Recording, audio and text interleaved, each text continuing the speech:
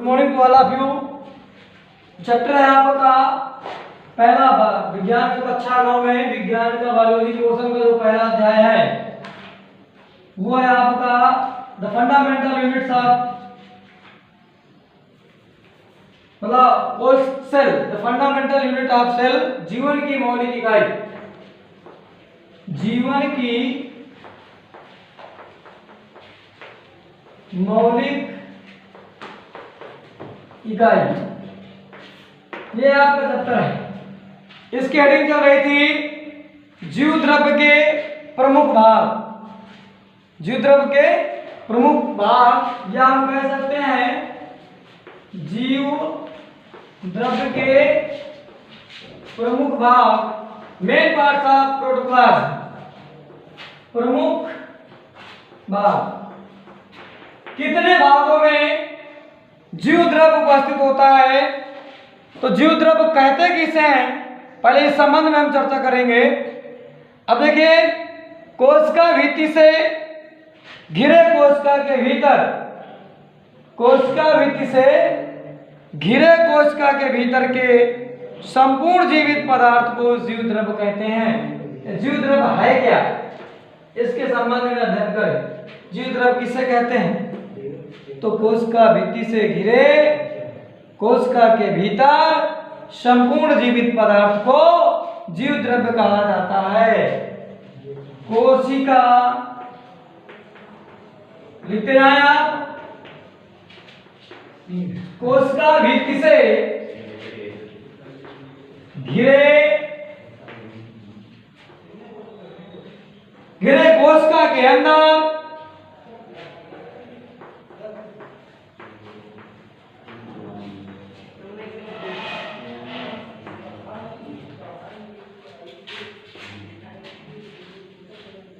कोशिका के भीतर संपूर्ण जीवित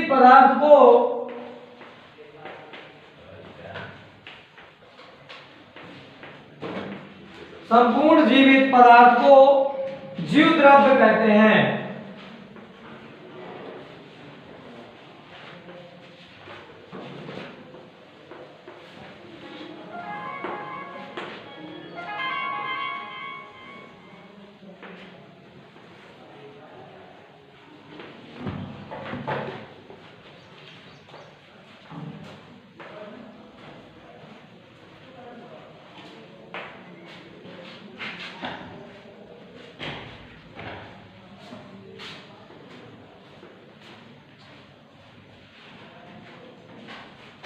ये हो गया आपका कोशिका भित्ति से घिरे कोशिका के भीतर संपूर्ण जीवित पदार्थ को जीव द्रव्य कहा जाता है।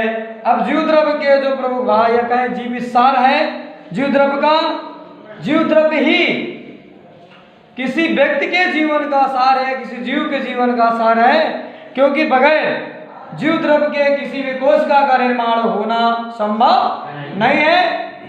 यदि कोशिका का निर्माण संभव नहीं है तो कोशिका निर्मित नहीं होगी। कहने का मतलब जीव द्रव्य ही जीवन की मौलिक आधार माना गया है, जीवन का भौतिक आधार जीव द्रव्य को माना गया है।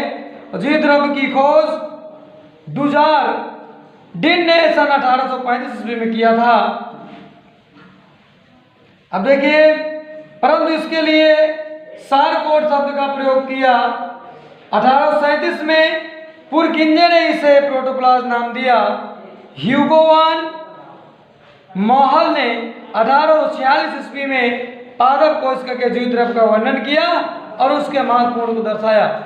समझिए कितने लोगों ने अपना योगदान दिया। डुजार्डिन,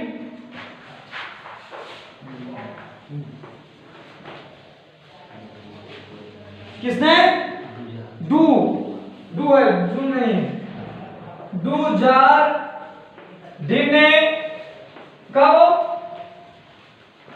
1835 में, 1835 ईस्वी में जीव द्रव्य की खोज की, परंतु उन्होंने इसे इसके लिए सारकोट शब्द बनाया या सारकोट शब्द का प्रयोग किया। डुजार्डिन ने 1835 में खोज का द्विध्रुव की खोज किया, द्रव की खोज किया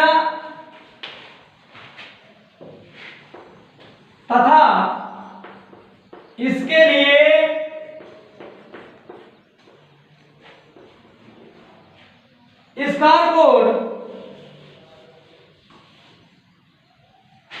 सारकोड है, सारकोड शब्द का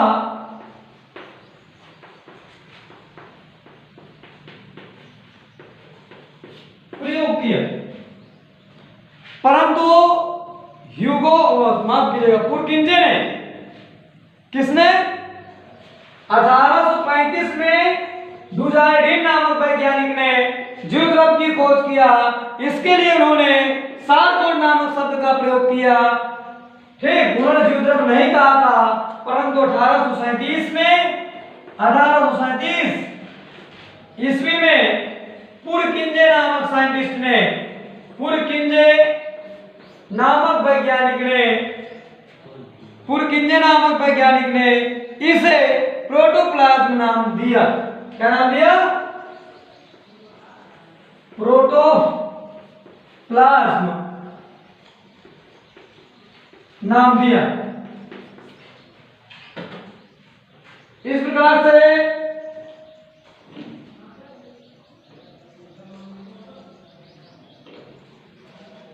इस प्रकार से 1837 ईस्वी में पुरकिंजे ने प्रोटोप्लाज्म नाम दिया, और ये जो प्रोटोप्लाज्म नाम पड़ा, यह प्रमुख रूप से इसके पश्चात ह्यूगो वान मॉहल ने 1846 में 1846 में ह्यूगो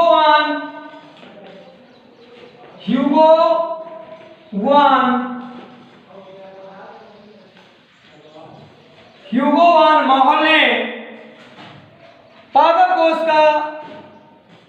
के द्विध्रुव का वर्णन किया और उसके महत्व को प्रमुखता के साथ समझाने का काम किया। इस प्रकार से हो गया आपका द्विध्रुव किसे कहते हैं?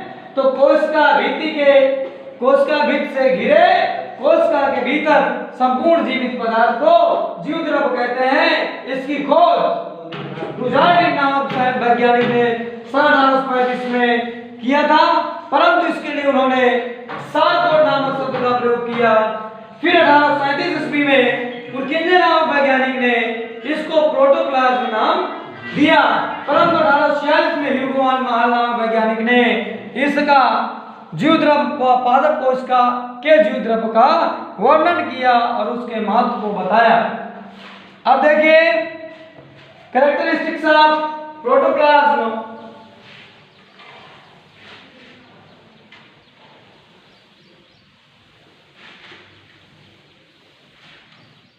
अब देखिए ये है क्या?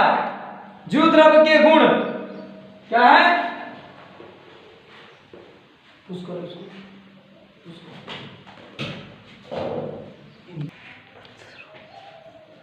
इसके गुण क्या है? द्विध्रुव के गुण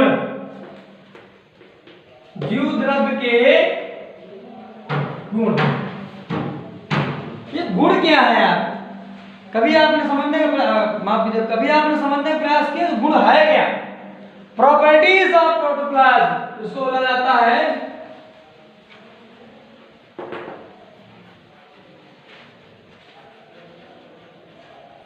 प्रॉपर्टीज ऑफ प्रोटोप्लाज्म। कैसा दिखता है ये द्विध्रुव? कौन कौन से गुण पाए जाते हैं इसके अंदर? तो द्विध्रुव एक रंगहीन अर्धपारदर्शी अर्धतरल पदार्थ है, जिसका लगभग 60 से 80% भाग जल तथा शेष भाग कार्बनिक एवं अकार्बनिक पदार्थों का होता है, जो अणु अथवा आयनों के रूप में पाए जाते हैं। द्विध्रुव एक रंगहीन अर्धपारदर्शी, इसका जो गुण है रंगहीन अर्धपारदर्शी,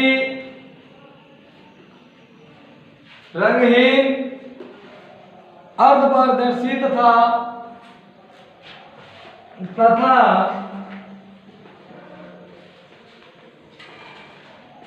अर्धतरल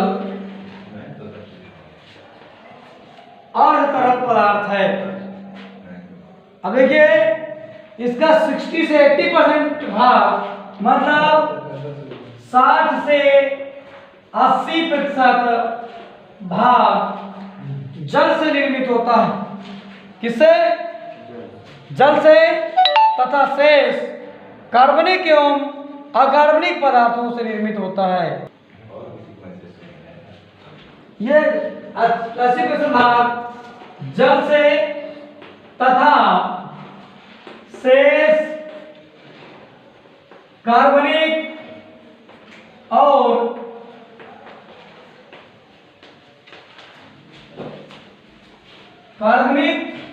और अकार्बनिक पदार्थों से निर्मित होता है।